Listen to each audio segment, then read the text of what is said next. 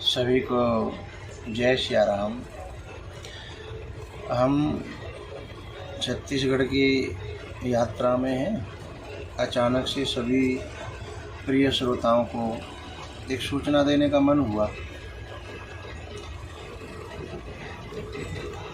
मेरे जो गुरुजी हैं वह साधना में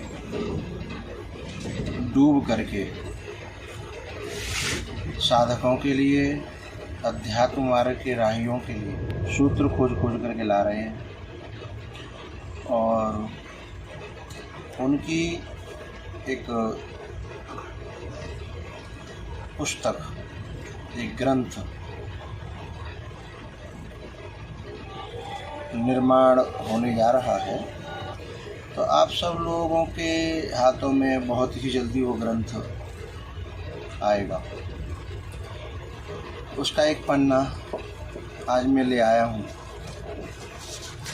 अचानक से मन हुआ कि मैं ये पन्ना जो है उसको आप लोगों के सामने कुछ एक बात रख दूँ। अचानक से मन होगा, यात्रा में लग रहे थे कि बैठे बैठे हैं क्या करें। तो यात्रा में सोचा कि चलो, एक कहावत है हमारे ब्रज में, बैठे थे बेगार भले। तो मैंने सोचा ये सूत्र ही मैं रख दूँ सबके सामने। तो गुरुजी को उन पेजों में से मुझे प्राप्त हो गया, उनकी आज्ञा से ही मिला था।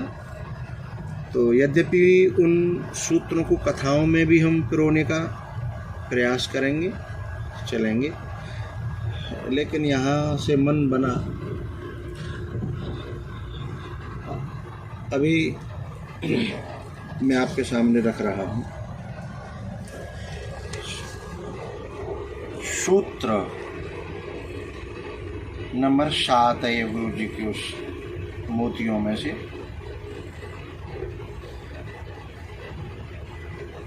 और लघु सिद्धांत कौमुदी में सूत्र की परिभाषा की गई है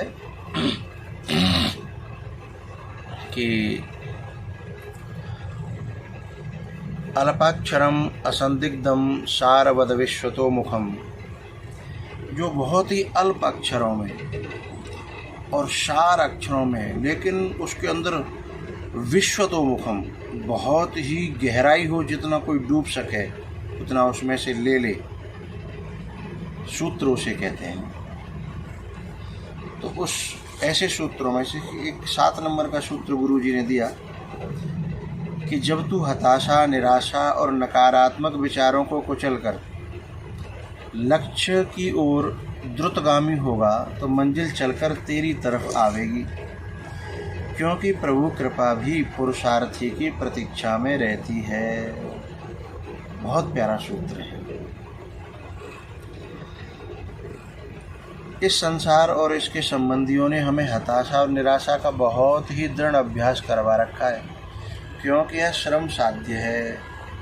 ऐसा उन लोगों का कहना है, संसार के लोगों का, क्योंकि यह श्रम साध्य है। श्रम साध्य होते हुए सफलता अनिश्चित है, अर्थात सफलता मिले या न मिले कोई निश्चित नहीं है। इस अनिश्चित सफलता ने हमारी प्रवृत्ति और प्रकृति को निराशात्मक बना दिया है। इस ही सिद्धांत को हम परमात्मा के साथ भी घटाने के अभ्यस्त हो गए हैं, जबकि ऐसा नहीं है। गुरुजी कह रहे हैं मेरे कि ऐसा है नहीं।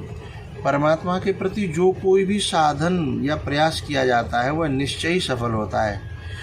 भगवान ने तो स्पष्ट घोषणा कर दी है कि निर्मल मनजन सो मोय पावा है। तो ये सूत्र जो गुरुजी ने दिया है, इस पे हम कथा में भी मिला करके बीच बीच में चर्चा करेंगे, क्योंकि ये सूत्र है सारवद विश्वतो मुखम। इसमें भीतर बहुत गहराई है। तो इसके बारे में मुझे एक बात कहनी है कि एक जो है 5 साल का बच्चा कुआं में गिर गया, और जब वो 5 साल का बच्चा कुआं में गिरा तो उसका एक मित्र वहीं बगल में खेल रहा था। पहले ज़माने में कुआं पे रस्सी और बाल्टी पड़ी रहती थी यात्रियों के पानी पीने के लिए। तो वो जो उसका एक मित्र था वो 7 साल का, लगभग 8 साल का रहा होगा। उसने तुरंत नीचे रस्सी फांसी और नीचे वाले बच्चे ने रस्सी पकड़ ली और 6 साढ़े 6 साल के बच्चे ने और उस बच्चे को ऊपर खींच लिया। अब गांव के लोग इकट्ठे हुए तो बच्चा दोनों ही बाहर बड़े पसीना में लथपथ और घबराए हुए। तो गांव वाले लोगों ने पूछा कि ये बच्चा ऊपर निकालने वाला कौन था। तो नीचे वाला बच्चा भी कह रहा था कि मुझे ऊपर वाले ने निकाला है, और ऊपर वाला भी कह रहा है कि मैंने निकाला है। लेकिन 4, 6, 10 गांव इकट्ठे हो गए, कोई भी इस बात को मानने के लिए तैयार न था, क्योंकि बात भी सांसारिक लोगों की दृष्टि से असंभव सी नहीं, असंभव ही है।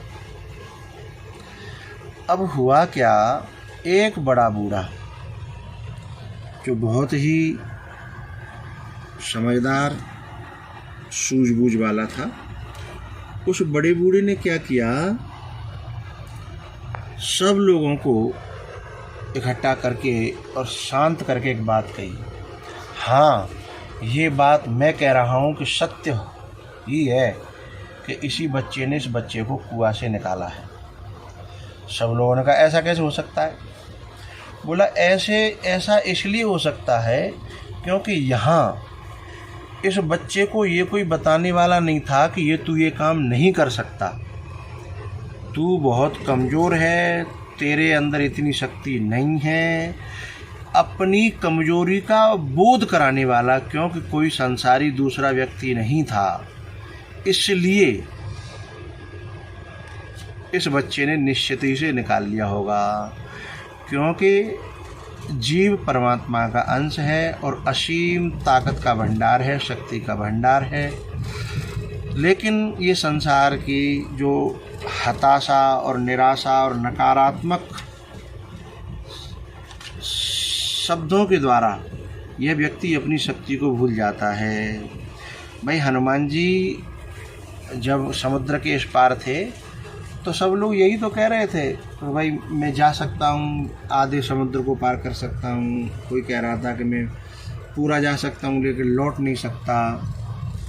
लेकिन जब जामवंती जी ने कहा कि पवन तनय बल पवन समाना, का चुप साधि रहे बलवाना, तो समाज में बहुत उंगलियों पे गिने जाने वाले लोग होते हैं जो व्यक्तियों के मनोबल को बढ़ाते हैं, उसके अंदर की शक्ति को जगाते हैं, क्योंकि मानव का मन, मानव का चित्त अपार शक्तियों का भंडार है और शक्ति का उम्र से कोई लेना देना नहीं है।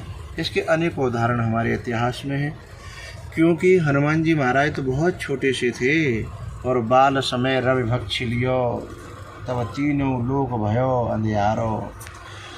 तो ये गुरु जी का जो सूत्र है, इस सूत्र पर हम जो कथाएं चलेंगी इनमें थोड़ा थोड़ा करके हम परसेंगे गुरु जी की आज्ञा पा करके। तो सूत्र फिर से मैं आपको रख दूं, जब तू हताशा, निराशा और नकारात्मक विचारों को कुचलकर लक्ष्य की ओर द्रुतगामी होगा तो मंजिल चलकर तेरी तरफ आवेगी, क्योंकि प्रभु कृपा भी पुरुषार्थी की प्रतीक्षा में रहती है।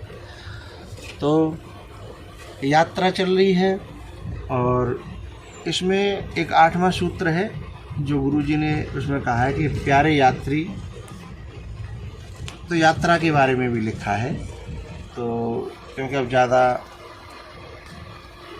बड़ा प्रवचन का ये वीडियो न हो जाए, इसलिए मैं इतना ही यहाँ रख रहा हूँ। और बस इस पे मैं इस सूत्र पे, इन गुरुजी के दिए हुए सूत्रों को इस कथा में मैं पूरे पिरोने की कोशिश करूँगा। और ये पुस्तक गुरुजी की बहुत ही जल्दी पूरे समाज को, पूरे देश को, पूरे राष्ट्र को समर्पित की जाएगी। इन्हीं शब्दों के साथ सभी को जय श्री राम।